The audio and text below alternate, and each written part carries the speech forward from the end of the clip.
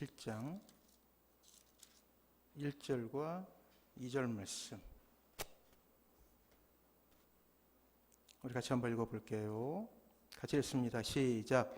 여루바알이라 하는 기드온과 그를 따르는 모든 백성이 일찍이 일어나 하루셈의 곁에 진을 쳤고 미디안의 진영은 그들의 북쪽이요 모레산 앞 골짜기에 있었더라. 여호와께서 기드온에게 이르시되 너를 따르는 백성이 너무 많은즉 내가 그들의 손에 미디안 사람을 남겨주지 아니하리니 이는 이스라엘이 나를 거슬러 스스로 자랑하기를 내 손이 나를 구원하였다 할까 함이니라. 아멘. 주보 한 장만 갖다 주세요.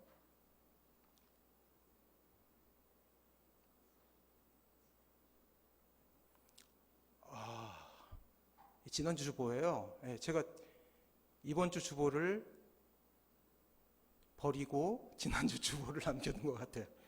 당황하지 마시고. 자,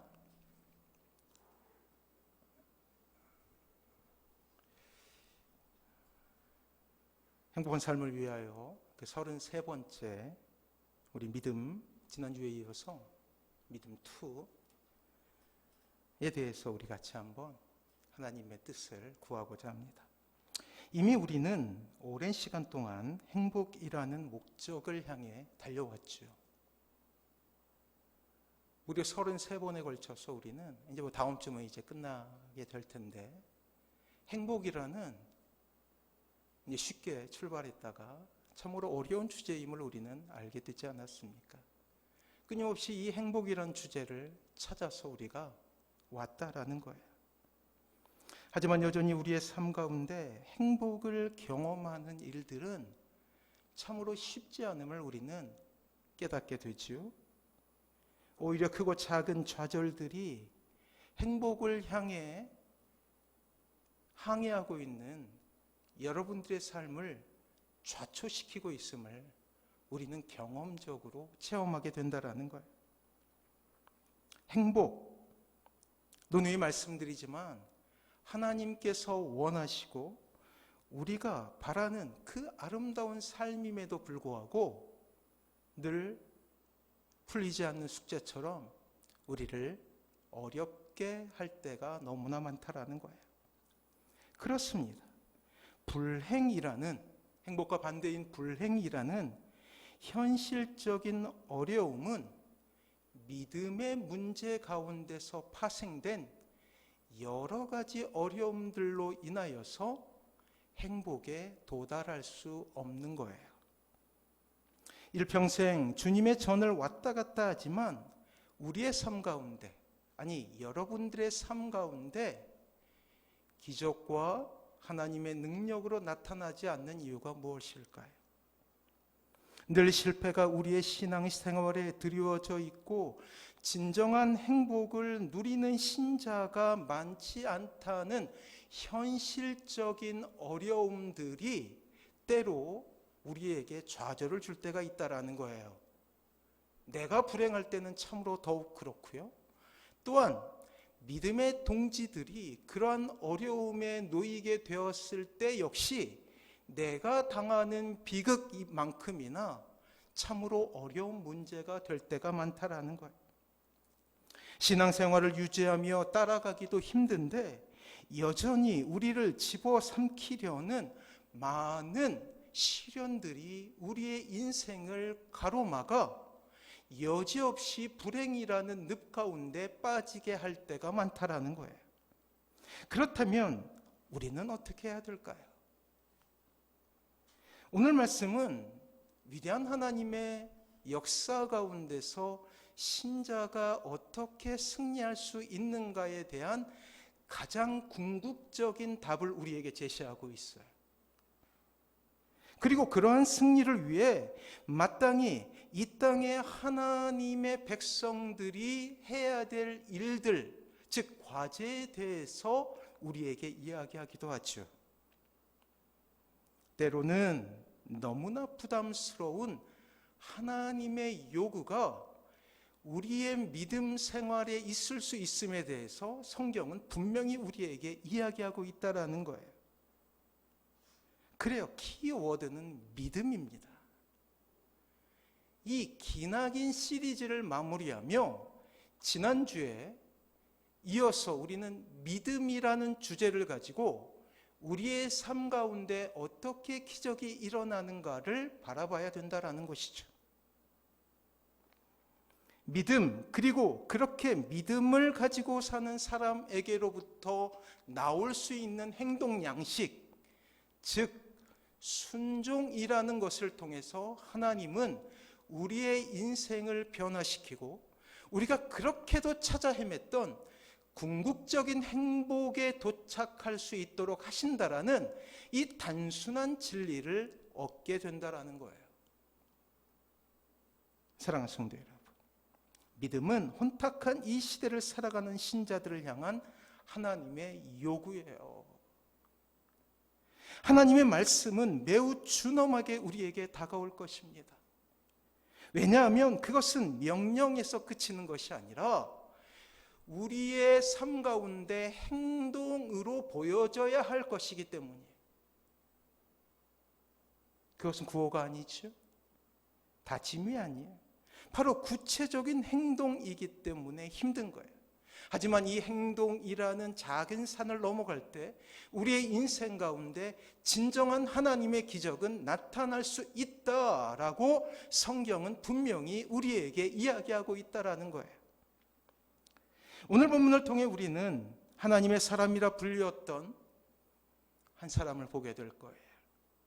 시대의 조류는 하나님을 배역하고 배격하는 시대였어요.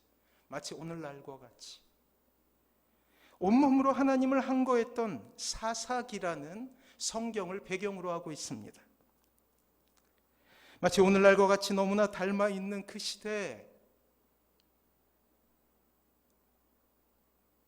오늘 본문은 기드온이라는 용사가 위대하다 평가를 받을 수 있다라고 하는 그 이유에 대해 설명하고 있는 본문이에요. 왜냐하면 그가 바로 행동하는 신앙인이었기 때문이죠. 믿음의 구호에서 멈추는 것이 아니라 행동을 통해 이 믿음을 드러낸 놀라운 하나님의 사람의 모습을 통해서 우리는 진정 이 땅 위에서 어떻게 살아갈 때 우리가 그렇게도 추구했던 행복에 다다를 수 있을까에 대한 최종 답안지를 받게 된다는 거예요. 오늘 믿음이라는 행복한 삶의 비결에 아멘하며 하나님의 놀라운 축복 가운데 거하시는 사랑하는 모든 성도님들 되시길 바랍니다. 기드온은 하나님을 배반하여 절망 가운데 처한 이스라엘 백성을 가장 큰 위기 가운데서 건져낸 영웅이에요. 사사라는 말은, 이 사사기의 사사라는 말은 판관, 즉 재판관이라는 의미이죠. 이때 이스라엘은 아직 국가적인 면모를 갖추기 어려운 때였어요. 신정주의 국가였죠. 나라의 왕은 없고 하나님께서 직접 이스라엘을 통치하시던 바로 그러한 때였습니다. 그리고 그들의 주된 통치 방법은 바로 재판을 통해 하나님의 뜻을 분별하여 하나님을 알게 하는 데 목적이 있었어요. 즉 시시비비를 통해서, 옳고 그름을 통해서 이 땅의 백성들이 하나님의 뜻을 알게 하려고 하나님께서 두신 지도자라는 뜻이에요. 다만 우리가 이 사사기를 자세히 관찰해 보면 늘 전쟁터에서 그들을 보게 됩니다. 주된 업무가 재판관이었는데 우리가 보게 되는 그들의 배경들은 전쟁터였어요. 그 이유는 사사기의 전형적인 패턴 때문이에요. 이 사사기의 패턴을 아는 것은 이 성경을 이해하는 데 굉장히 중요하거든요. 즉 하나님을 찾고 의지할 때 평안함을 경험하던 이스라엘 백성들에게 하나님을 배도하는 사건들이 연이어 일어나서 배도의 시대가 찾아오게 됩니다. 이런 배도의 시대를 가름하고 그리고 하나님을 순종하는 백성들로 만들기 위해서 하나님께서 고난을 주셔요. 그리고 이때 하나님께서 사용하시던 그러한 사람들이 있었는데 그들이 판관직을 맡았던 사사들이라는 거예요. 그리고 하나님의 뜻 가운데서 고난을 받은 백성들이 이 고난 가운데서 회개하고 돌아오게 되어서 평안을 찾게 된다는 것이, 사사기는 줄곧 이런 패턴들이 반복해서 나타나고 있지요. 이런 패턴들은 다만 이 사사기에만 반복되는 것이 아니라 줄곧 이 땅에서 경험되어지는 일이에요. 사랑하는 성도 여러분, 여러분들의 삶 가운데 개인적으로 이러한 사사기를 적용시켜 보십시오.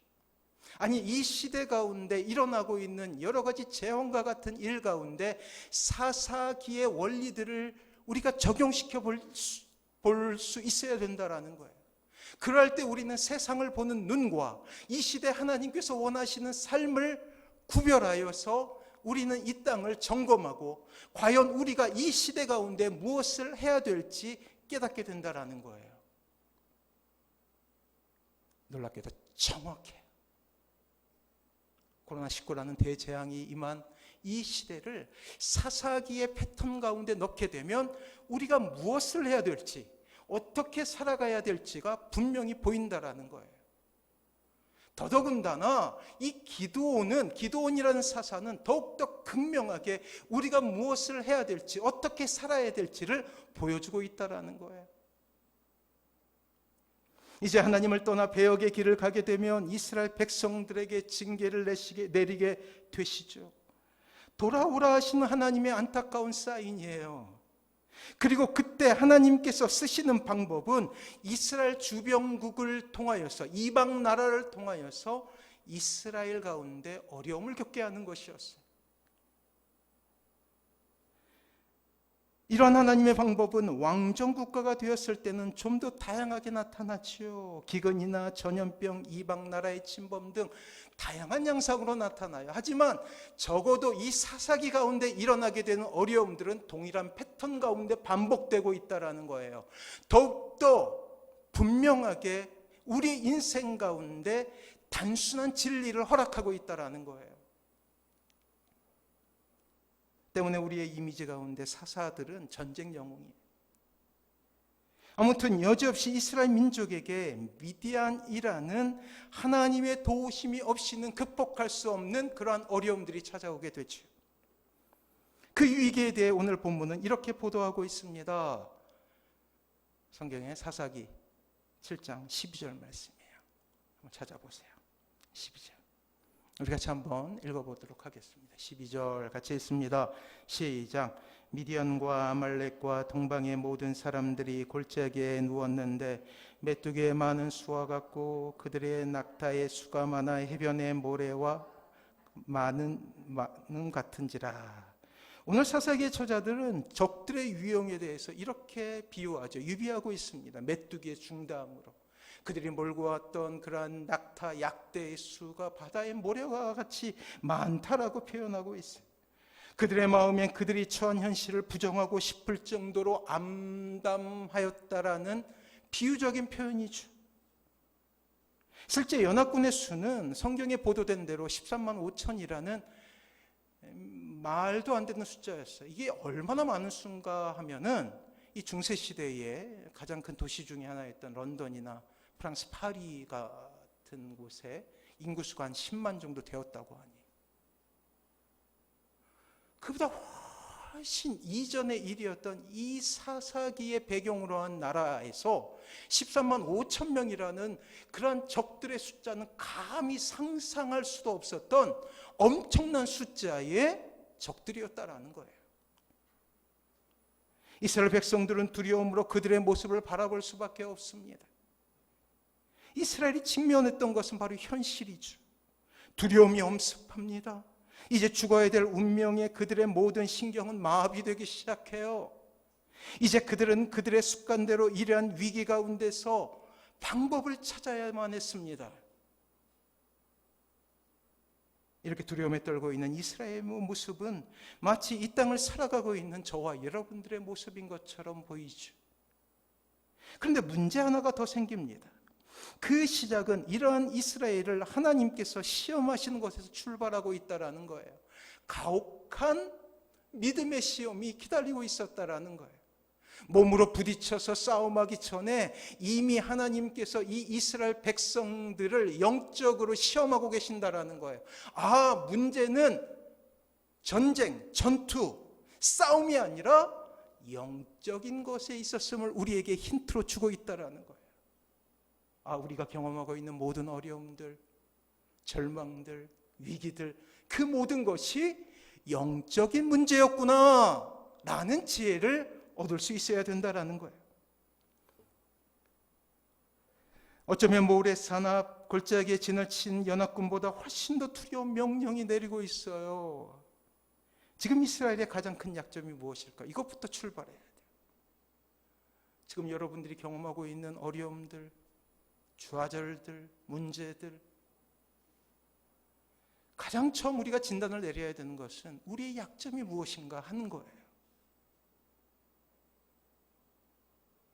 그것은 비교할 수 없는 이 미디안 군사들의 수였어요.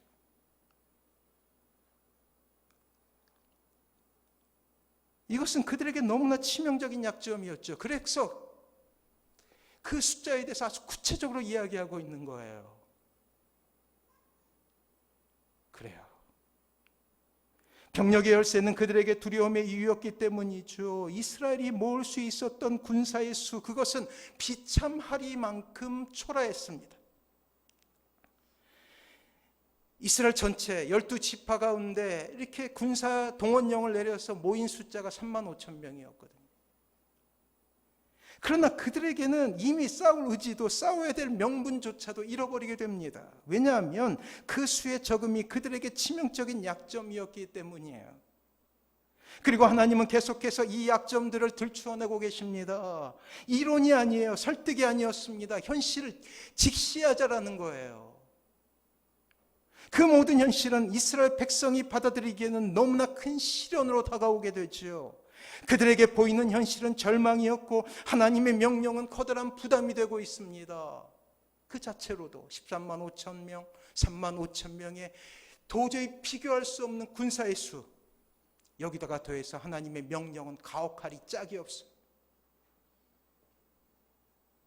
아예 하나님께서 이스라엘 모든 백성들을 심판하시기로 작정하신 것처럼 하나님의 명령은 가혹하다라는 거예요. 그래, 영적인 일이라는 거예요.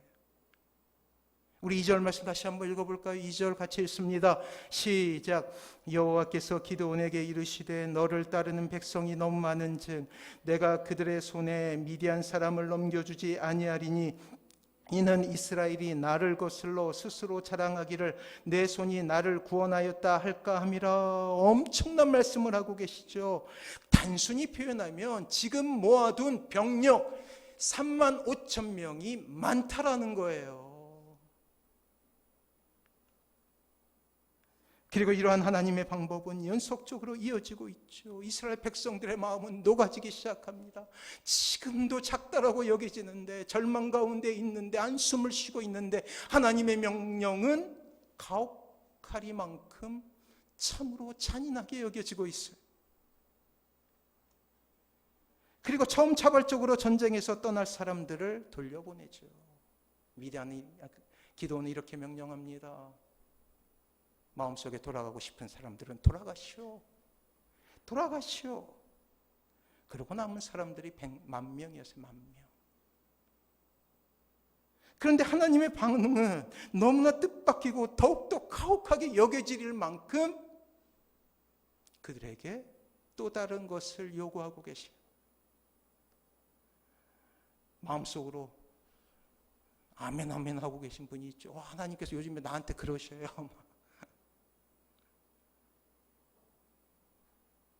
하나님의 응답은 이것이었어요. 4절 말씀 우리 한번 찾아볼까요? 4절 말씀 같이 한번 읽어보면 몇 명 남았다고요? 10,000명 남았다고요. 4절 말씀 같이 한번 읽어봅니다. 같이 읽습니다. 시작. 또 기드온에게 이르시되 백성이 아직도 많으니. 됐어요. 뭐라 그래요? 아직도 많다. 14만 5천 명 대 10,000명인데 아직도 많다. 그리고 또 다른 기준 하나를 말씀하시죠. 물가로 내려가라는 거예요. 그리고 물을 먹으라는 것이죠. 병사들에게. 손으로 움켜 입에 대고 먹는 300명만이 너에게 허락된 군사라고 하나님께서 말씀하고 계셔요. 더욱더 놀라운 것은 그들의 용맹함으로 뽑게 된 것이 아니었다라는 거예요. 정예 병사를 뽑아주셔야 되는데 굳이 고작 그 기준이 뭐였어요?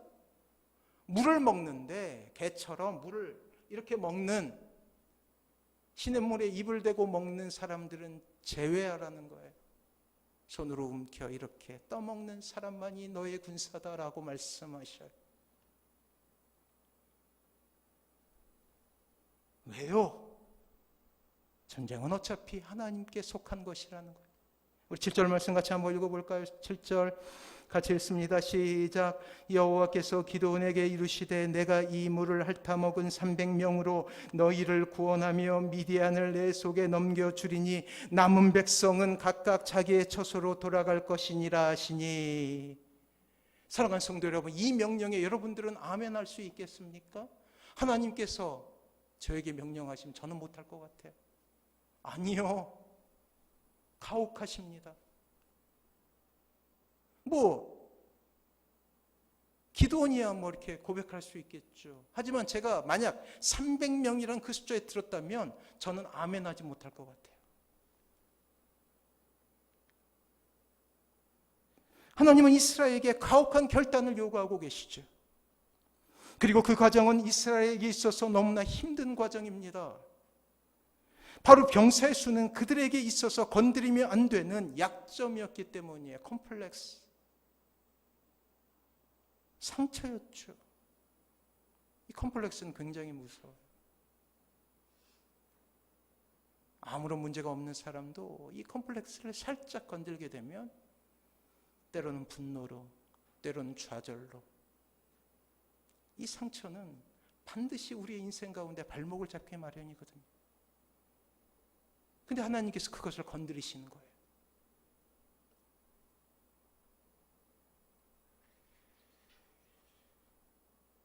그러나 한 걸음 믿음의 진보를 원하시는 하나님의 계획과 섭리는 그 모든 약점을 갈아엎어 그들의 마음을 옥토로 만드는데 집중하셔요. 백성들을 위로하시는 것이 아니에요. 그들의 마음을 옥토가리 하셔요. 옥토가리. 다 이 옥토가리 할 때는 이 홈이나 이 소의 쟁기를 메어서 모두 갈아엎잖아요. 옥토가리 하셔요. 동일하게 이 시대에 어려움을 경험하고 있는 우리의 인생 가운데도 동일한 방법을 사용하고 계신다라는 옥토가리. 그 딱딱한 땅을 이 억센 농부의 손을 통해서 호미로 갈아엎게 된다라는 거예요. 이 세상의 신자가 살아가야 될 것은 믿음뿐임을, 그리고 그 믿음의 길은 순종이라는 것을 통해 표현되어져야 함을 우리에게 말씀하고 계시는 거예요. 그리고 이렇게 순종으로 살아갈 때 결국 승리가 있음을 우리에게 말씀하고 싶으신 거예요. 전쟁을 이기기 위한 세상의 방법이 무엇입니까? 뻔하죠. 군사의 수 아닙니까? 훈련된 군사의 수. 바로 군사들의 장기나 능력을 보이는 것이죠. 하나님은 오늘 그 피비린내 나는 전쟁터에서 지극히 상식 밖의 이상한 기준들을 던져내심으로 말미암아서 이 땅의 신자들이 경험하게 되는 모든 전쟁이 영적인 것임을 우리에게 말씀하고 계신다라는 거예요.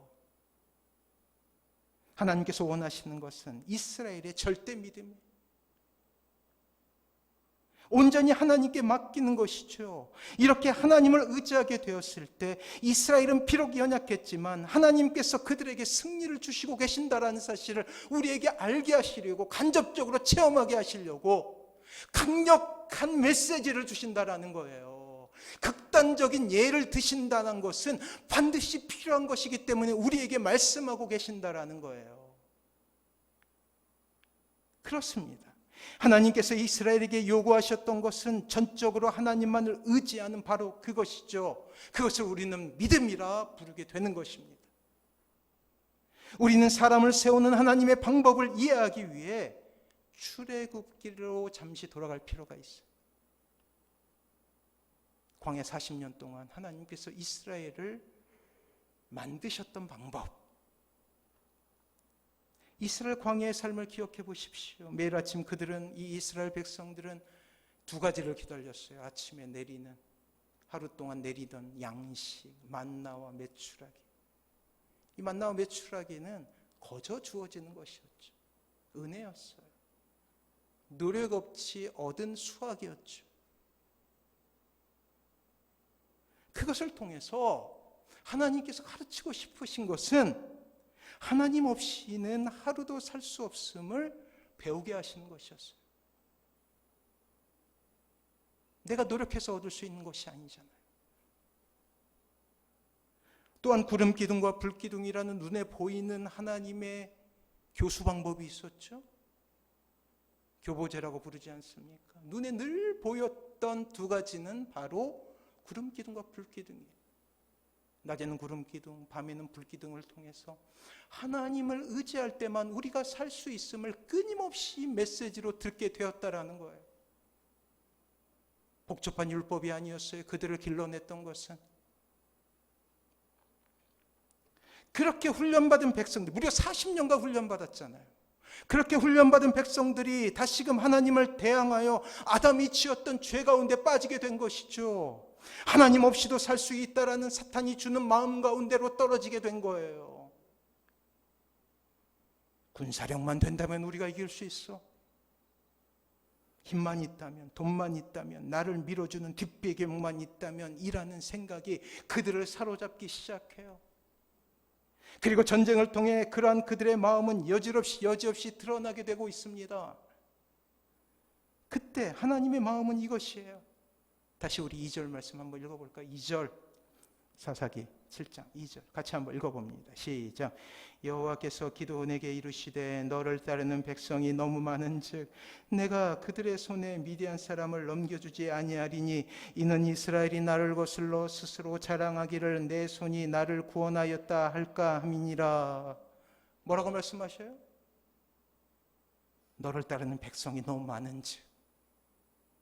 오늘 여러분들의 인생 가운데 하나님께서 말씀하셔요.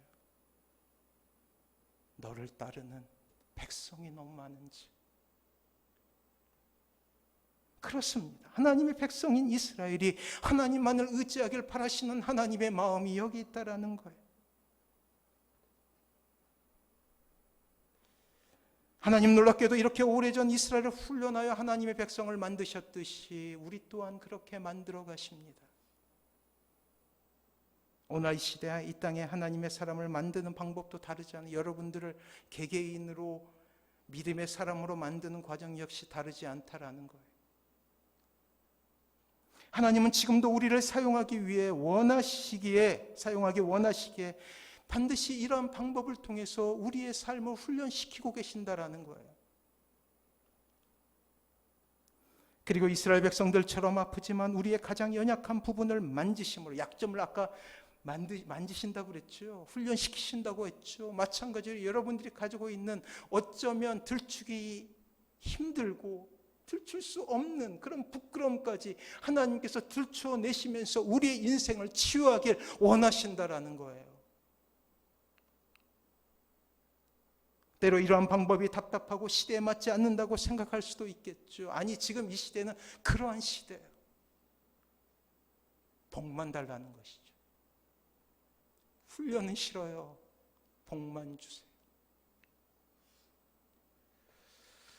사랑하는 성도 여러분, 우리 인생 가운데 육신의 연약함이 찾아오기도 하죠. 젊었을 때는 몰라요. 하나 둘씩 몸이 망가져감을 느낄 때 이 육신의 연약함이 얼마나 힘든지 알게 되죠. 때로는 그것이 자녀의 문제일 수도 있어요. 거대한 세상 속에서 주눅 들어있는 자녀의 모습을 볼 때 참으로 가슴 아프죠. 오랫동안 기도했던 일들이 이루어지지 않아 인내의 한계가 찾아올 때 역시 우리를 좌절하게 만들지 않습니까? 때로는 경제적인 어려움이 찾아오죠. 자존감이 땅에 떨어질 때가 있어요. 이웃들의 조롱소리가 들리기도 하고 직장 동료들의 따돌림이 우리의 마음속에 박혀서 우리를 힘들게 할 때가 있고, 때로는 부당한 처분들이, 부당한 그런 명령들이 참으로 고약하게 여겨지고, 그런 명령들 가운데서 어쩔 수 없는 연약한 자신들을 보면서 무력감을 느끼고 좌절할 때가 얼마나 많습니까? 문제는 현실이라는 거예요. 현실. 성경 속에만 있는 어려움이 아니라는 거예요. 미디안의 침공, 우리의 현실.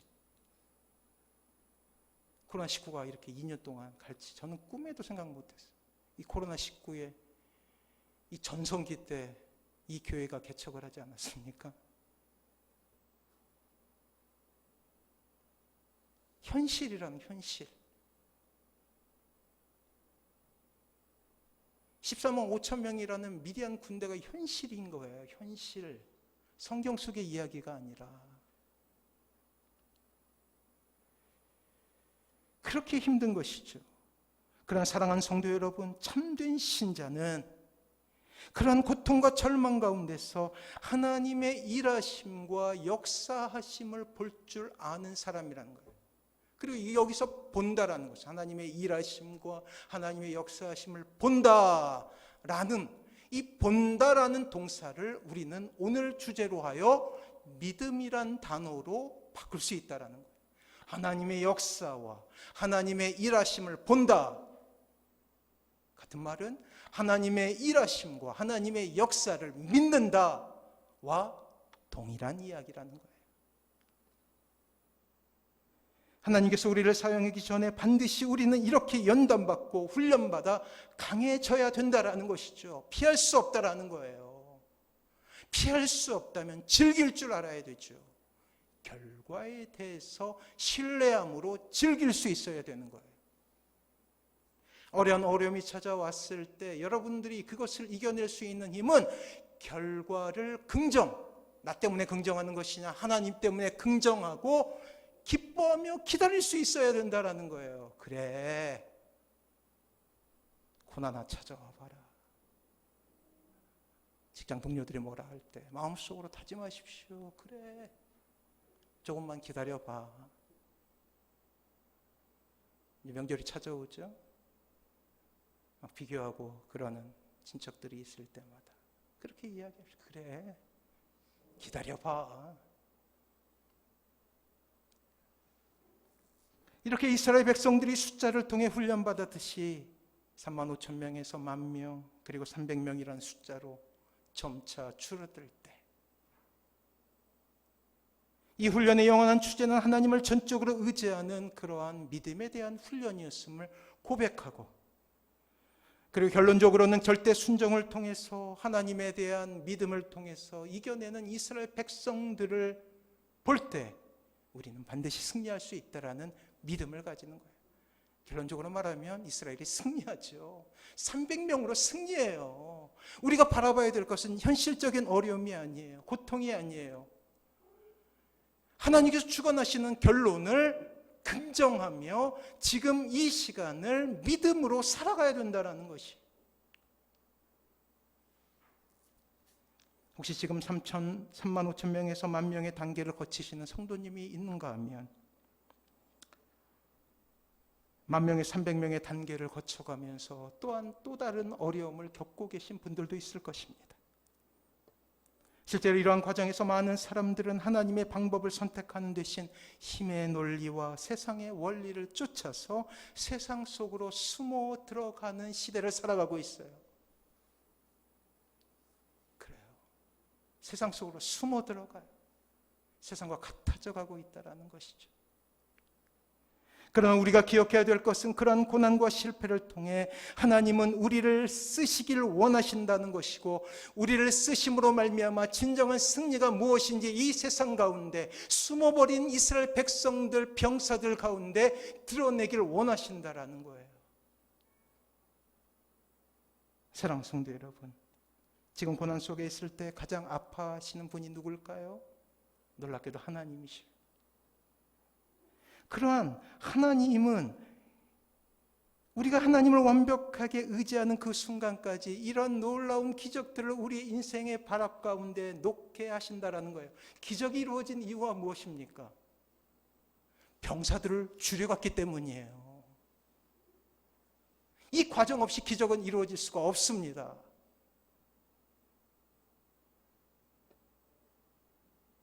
하나님께서 우리를 사용하시기 위해서, 우리의 인생 가운데 진정한 행복을 주시기 위해서 결단코 이 방법에 타협이란 있을 수가 없다라는 거예요. 따라합니다. 하나님은, 따라하세요. 하나님은 타협하지 않으신다. 그래요. 이 성경을 주신 목적은 타협하지 않으시는 하나님의 모습을 우리에게 가르쳐주기 위함이에요. 그냥 얻어지는 기적은 없습니다.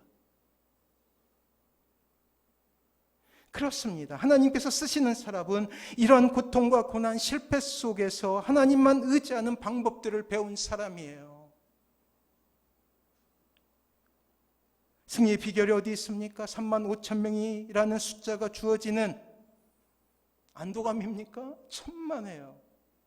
300명이라는 믿음의 용사들이 주는 믿음의 역사인 거예요. 하나님의 승리는 상처 속에서도 하나님만 전적으로 신뢰하는 사람들을 통해서 이루어진 사실을 우리는 믿어야 된다는 것이죠. 계속 이어지는 기도원 그 사사기 8장 10절에 보면 무려 적군 중에 칼든 자 10만 명이 서로 싸워서 죽게 돼요. 12만 명이. 이스라엘 전쟁사에 있어서 전무후무한 승리가 이스라엘에게 주어진 거예요. 몇 명으로? 300명으로. 고작 300명의 병사들이었지만 그들에겐 하나님이 있었습니다.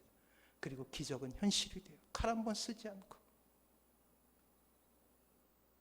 과연 여러분들은 어떤 단계에 있습니까? 35,000명의 병사들을 의지하고 있는 것은 아닙니까? 35,000명의 병사를 가지고 있음에도 135,000명의 세상에 대해서 벌벌 떨고 있는 것은 아닙니까? 혹은 10,000명 가운데 있는 것은 아닙니까? 혹은 이제 겨우 300명의 용사로 서 있는 것 아닙니까? 그 모든 과정이 고통스럽죠. 실패도 힘들죠. 묵상해 보세요. 이 묵상이란 것은 소가 되새김질하듯이 반복적으로 생각해 보는 거예요. 기도원의 마음을 한번 묵상해 보세요. 상상해 보세요. 거룩한 상상력을 가지고 하나님이 돌려보내실 때마다 얼마나 그의 마음이. 그러나 기억하십시오. 이 모든 것이 하나님께서 우리를 위대한 군사로 만드시는 과정임을, 행복을 주시기 위해서 하나님께서 우리 인생 가운데 불필요한 가지들을 쳐내시는 가지치기의 과정임을 말이에요. 무엇보다도 이렇게 우리의 인생 가운데 불필요한 것을 쳐내실 때 하나님께서 더욱더 아프시다는 사실을 기억하시기 바랍니다. 언제가 이미 여러 차례 말씀드린 대로 이것은 긍휼이라는 하나님의 사랑 때문에 장려되는 거예요. 긍휼. 체휼이라는 말과 비슷하죠. 영어로 하면 컴패션이라고 누누이 말씀드렸어요. 접두어인 함께라는 컴과 패션이라는 고통, 고난, 십자가에서 고난, 패션 오브 크라이스트라는 영어가 있죠. 고난받고 고통받을 때 누가 함께 계신다는 거예요? 하나님이 함께 계신다는 거예요.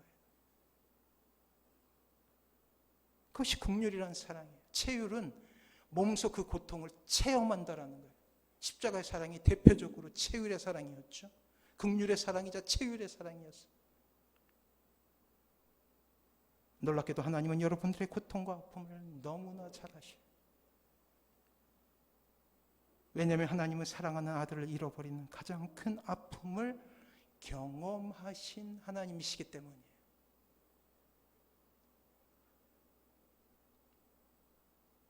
성령님 오늘도 우리를 위해 기도하셔요. 기억하십시오. 로마서 8장 26절 이와 같이 성령도 우리의 연약함을 도우시나니 우리는 마땅히 기도할 바를 알지 못하나. 뭐예요? 당황스럽잖아요. 35,000명밖에 없어요, 손에. 마땅히 기도할 바를 알지 못해요. 10,000명밖에 없어요. 아니 300명밖에 없어요. 기도할 힘도 의지도 잃어버렸죠. 간혹 성도들 중에 이렇게 고백하는 분들이 있어요. 하나님, 기도도 못하겠어요.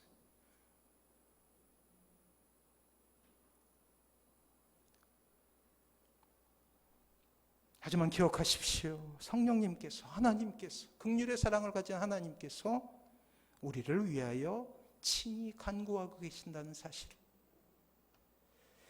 그리스도인을 위한 인생의 독본, 인생 독본이라는 책에 이러한 이야기가 있어요. 한 여인이 꿈을 꾸게 됩니다.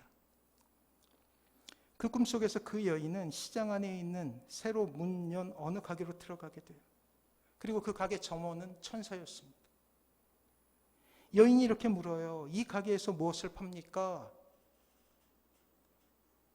종업원 천사가 이렇게 되묻습니다. 당신은 무엇을 갖기 원하십니까? 여러분들은 무엇을 이야기하고 싶으세요? 한참 고민하던 여인은 이렇게 대답해요. 우리가 거의 비슷한 답이에요. 마음의 평화와 사랑을 갖고 싶어요. 지혜와 행복 그리고 두려움으로부터 자유를 주세요. 라고 이 여인은 고백해요. 여러분들은 무엇을 갖고 싶으십니까? 마음속으로 한번 고백해 보세요. 로또? 마음속으로 한번 고백해 보세요. 그래 천사는 이렇게 미소를 지며 이야기해요. 미안하지만 이 가게에서 그 열매들은 팔지 않습니다. 그 열매를 맺게 하는 하나님 말씀이라는 씨앗만 팔죠. 그렇습니다. 평화와 사랑, 지혜와 행복, 육신의 건강, 자녀들의 성공, 세상에서의 성공, 넓은 집,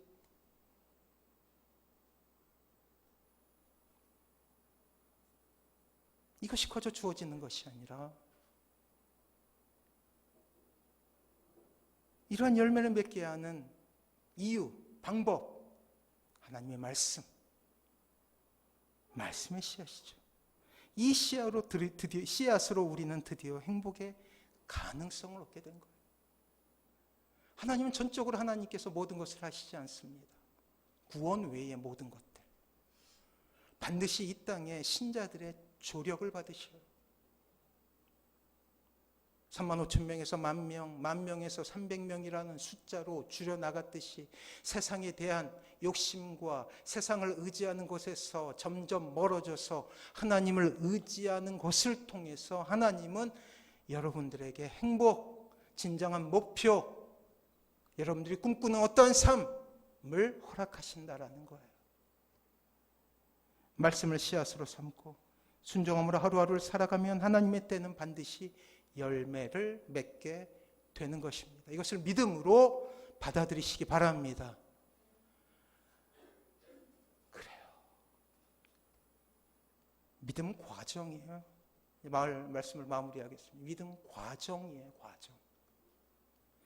과정은 하나님께 사랑하셔요. 과정을 사랑하시는 하나님, 결코 이 과정을 건너뛰지 않으십니다. 어떤 과정 속에 있습니까? 35,000명이란 과정 속에 있습니까? 10,000명이란 과정 속에 있습니까? 혹은 300명이란 과정 속에 있습니까? 아니, 마지막 전투를 앞두고 계십니까? 과정을 사랑하는 하나님께서 우리 또한 과정을 사랑하게 하신다는 거예요. 그것을 우리는 이제 훈련이라고 부르죠. 반드시 기억해야 될 것은 이 훈련을 통해서 우리는 열매를 얻게 된다는 거예요. 그렇게 믿음으로 살아갈 때 세상 사람들은 여러분들을 이렇게 부르게 되겠죠. 여러분들의 가슴에는 행복한 사람이라는 그러한 이름표가 붙게 되는 거예요. 내가 먼저가 아니라 세상이 인정하게 된다는 거예요. 두려워하지 마십시오. 비교하지 마십시오. 제가 볼 때 여러분들은 잘 가고 있어요. 세상과 타협하지 않기 힘들지만 하나님의 말씀으로 말미암아 힘을 얻고 용기를 얻어 그러한 삶 가운데서 진정한 행복을 누리시는 사랑하는 모든 성도님들 되시길 주님의 이름으로 축원합니다.